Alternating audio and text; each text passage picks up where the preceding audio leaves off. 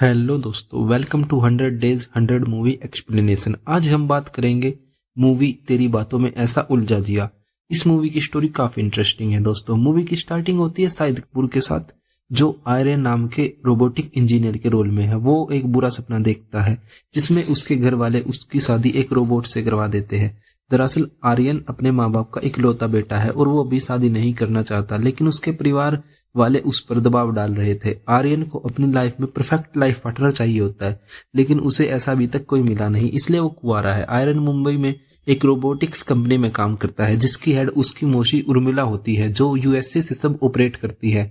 आर्यन अभी उस कंपनी में एज ए प्रोग्रामर काम करता है। इसके बाद आगे आर्यन की मौसी उसको मिलने यूएसए बुलाती है और कुछ दिन यूएसए वाले घर रुकने को बोलती है, जहां उसे मौसी की मैनेजर सिफ्रा मिलती है। हम देखते हैं आर्यन सिफ्रा से मिलकर बहुत खुश है। उसे सिफ्रा पहली नजर में पसंद आ जाती है। वहीं सिफ्रा भी आर्यन का पूरा ध्यान रखती है, उसके लिए कॉफी बनाती है, खाना बनाना, कपड़े धोना, सब काम परफेक्टली करती है। यही हम देखते हैं आर्यन और सिफ्रा की सारी आदतें और पसंद नापसंद मिलती है।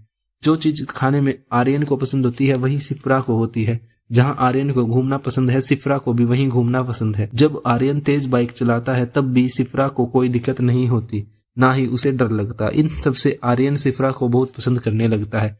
अब सिफ्रा भी आर्यन के साथ फ्लर्ट करने लगती है, तो वहीं आर्यन भी सिफ्रा को पसंद करने लगा था। वो दोनों एक दूसरे को किस करते हैं। इसके बाद इंटीमेट सीन होता है।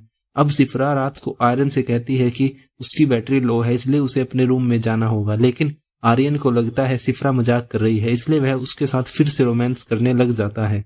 अगले दिन सुबह आर्यन ब्रेकफास्ट बना रहा होता है और सिफ्रा उसके बेडरूम में होती है कि तभी मौसी आ जाती है और पूछती है सिफ्रा कहाँ पर है। आर्यन मौसी को रोकने की कोशिश करता है, पर कुछ देर ढूंढने के बाद उसकी मौसी उर्मिला उसके कमरे में घुस जाती है और सिफ्रा वहीं बेड पर मुंह और आंखें खोले पड़ी थी। ये देखकर आर्यन डर जाता है। तब यहाँ पर उसकी मौसी उर्मिला आती है और वो बोलती है कि इसकी बैटरी डिस्चार्ज हो चुकी है, इसे चार्ज करना होगा।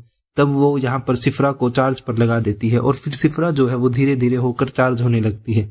और यह सब कुछ होता देखकर आर्यन जो है वो पूरी तरह से हैरान रह जाता है।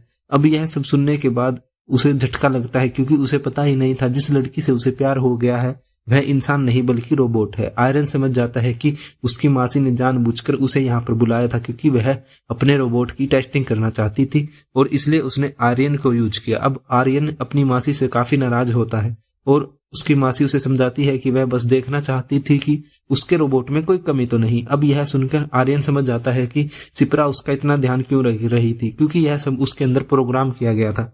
आर्यन समझ नहीं पा रहा था वह आगे क्या करे, क्योंकि उसे सिफ्रा से सच में प्यार हो गया था, लेकिन सिफ्रा एक रोबोट है और उसके अंदर आर्यन के लिए कोई फीलिंग नहीं। यह जानकर उसे काफी बुरा लगता है और वह डिसाइड करता है कि वह वापस घर लौट जाएगा। अब आर्यन की मौसी उसे समझाती है कि उसे कहीं और सारे टेस्ट करने हैं और वह चाहती है आर्यन उसकी मदद करे, लेकिन आर्यन कहता है कि सिफ्रा से प्यार हो चुका है, इसलिए वह जानते हुए भी कि वह रोबोट है अब सिफ्रा को नहीं भूल सकता। आर्यन अब अपने दिल्ली वाले घर आकर सबके साथ रहने लगता है। माँ और घर वालों के दबाव में आकर आर्यन शादी के लिए हाँ कर देता है, लेकिन सगाई वाले दिन घर से भाग जाता है। उसके दिमाग में एक प्लान आता है, क्योंकि वो सिफ्रा को भूल नहीं पा रहा था, इसलिए अपनी मौसी के पास फोन कर बोलता है कि अगर सिफ्रा की टेस्टिंग करनी है तो क्यों ना आर्यन के घर की जाए, वहां बहुत से लोग रहते हैं और सिफ्रा की टेस्टिंग भी अच्छे से हो जाएगी। और रोबोट सिफ्रा को बनाया भी इंडियंस के लिए गया है, अगर उसे इंडिया में लॉन्च करना है तो उन्हें आगे सिफ्रा की टेस्टिंग इंडिया में ही करनी होगी, तभी उन्हें पता चलेगा कि सिफ्रा इंडियन लोगों के साथ कैसे एडजस्ट कर पाती है। अब यह आइडिया उसकी मौसी को काफी अच्छा लगता है, वह सिफ्रा को इंडिया भेज देती है। एक्चुअली आर्यन सिफ्रा से शादी करना चाहता था, इसलिए आर्यन अपनी माँ से वीडियो कॉल पर बात करवाता है। आर्यन के घर वाले काफी खुश होते हैं, क्योंकि फाइनली आर्यन को कोई लड़की पसंद आ गई। आर्यन सिफ्रा को सारे तौर तरीके सिखाकर अपने घर ले जाता है, लेकिन सिफ्रा कुछ गलतियां करती है, जैसे वह नकली हंसी हंसती है और छोटे बच्चे के भी पैर छू देती है, लेकिन ये सब गलतियां आर्यन ऐसे ही मजाक में संभाल लेता है।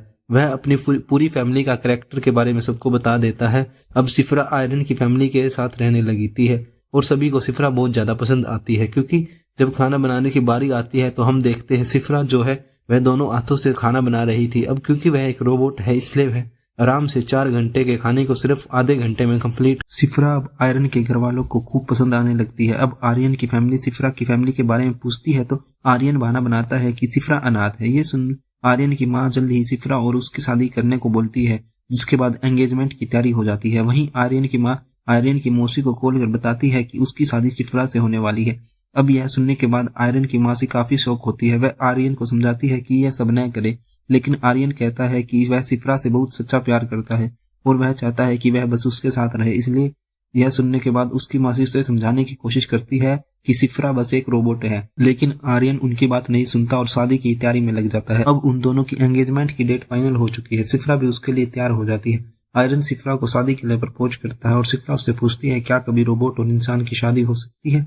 तो आर्यन कहता है कि जो पहले नहीं हुआ वह अब होगा और शिफ्रा भी इसके लिए मान जाती है। शिफ्रा जब एंगेजमेंट के दिन तैयार हो जाती है तो आर्यन की बुआ उसे देखकर काफी खुश थी। वह शिफ्रा से कहती है उसे लगता है कि आज तो शिफ्रा दिल्ली में आग लगा देगी। अब यह सुनकर शिफ्रा को लगता है उसे दिल्ली में आग लगानी चाहिए, लेकिन तभी वहां पर आर्यन आता है और शिफ्रा को समझाता है कि उसे सच में आग नहीं लगानी, ये बस एक कॉम्प्लीमेंट था। अब एंगेजमेंट के दौरान कैटरर आर्यन से पेमेंट कहता है तो वो शिफ्रा को बोलता है कि उसके अकाउंट से कैटरर को पैसे भेज दे, पर दादाजी कहते हैं सब खर्चा वो देंगे, इसलिए आर्यन पेमेंट कैंसिल कर देता है। आर्यन काफी ड्रिंक कर लेता है और शिफ्रा के साथ रोमांस करता है। रात में शिफ्रा बोलती है एक नया अपडेट आया है, क्या वह उसे इंस्टॉल कर ले। इस पर नशे में चूर आर्यन उसे परमिशन दे देता है। सुबह शिफ्रा उठती है तो उसे कुछ याद नहीं होता। एक्चुअली रात में शिफ्रा ने एक अननोन करप्ट सॉफ्टवेयर डाउनलोड कर लिया था जिसकी वजह से उसकी मेमोरी चली गई।